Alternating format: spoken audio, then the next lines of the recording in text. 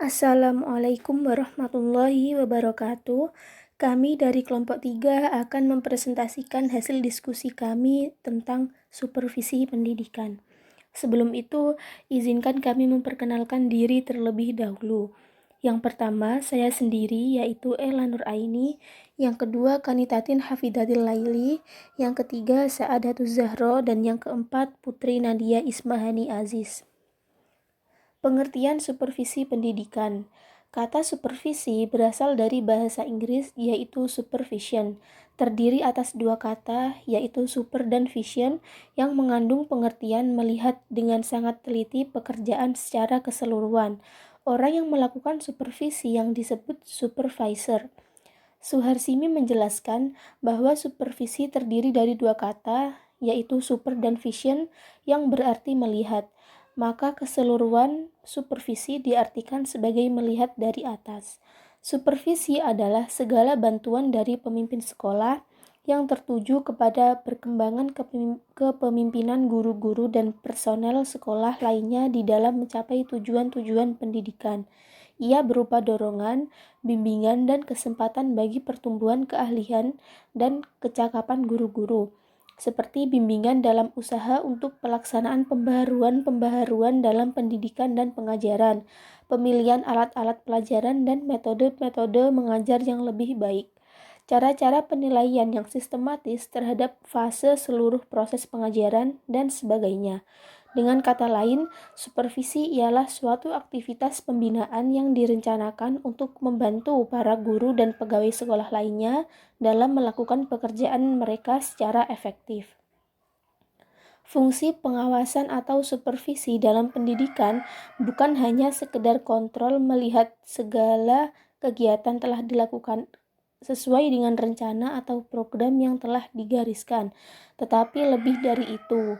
Supervisi dalam pendidikan mengandung pengertian yang luas. Kegiatan supervisi mencakup penentuan kondisi-kondisi atau syarat-syarat personel maupun material yang diperlukan untuk terciptanya situasi belajar mengajar yang efektif dan usaha memenuhi syarat-syarat itu.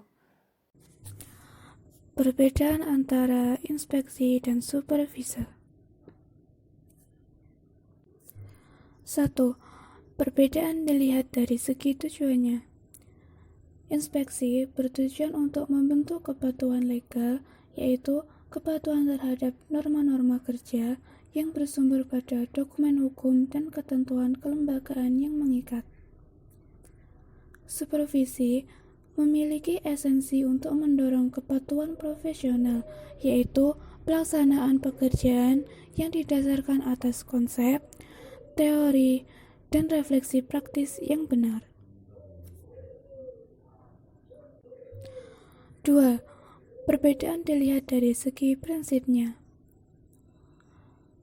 Inspeksi, pengertian inspeksi sebagai warisan pendidikan Belanda dulu cenderung kepada pengawasan yang bersifat otokratis, yang berarti mencari kesalahan-kesalahan guru dan kemudian menghukumnya. Supervisi.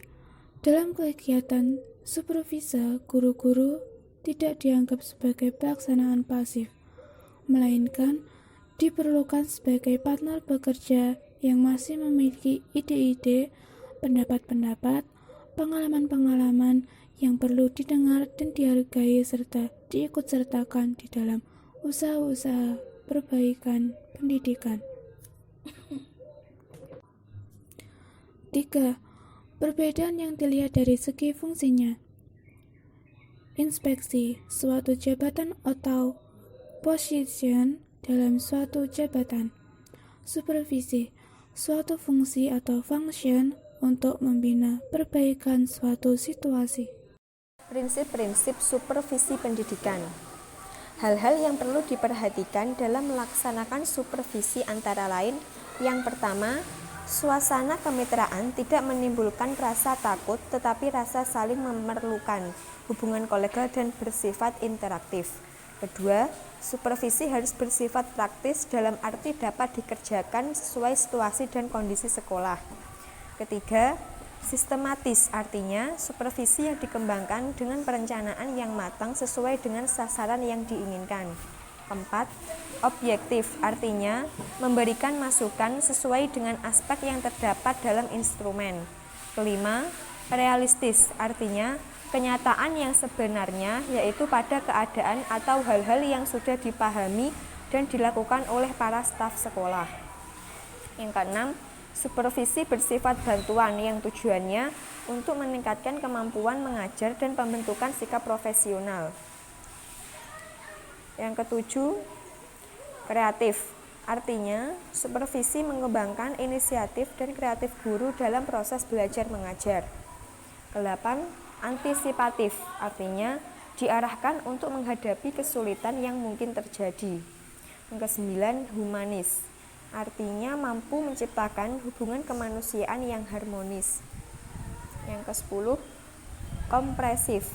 Adalah memenuhi ketiga tujuan supervisi akademik yang sudah dijelaskan di atas. Yang ke-11, terpadu, artinya menyatu dengan program pendidikan. Teknik-teknik supervisi pendidikan. 1. Individu. A. Teknik kunjungan kelas. Teknik kunjungan kelas adalah suatu teknik kunjungan yang dilakukan supervisor ke dalam satu kelas pada saat guru sedang mengajar dengan tujuan untuk membantu guru menghadapi masalah kesulitan mengajar. B. Teknik observasi kelas.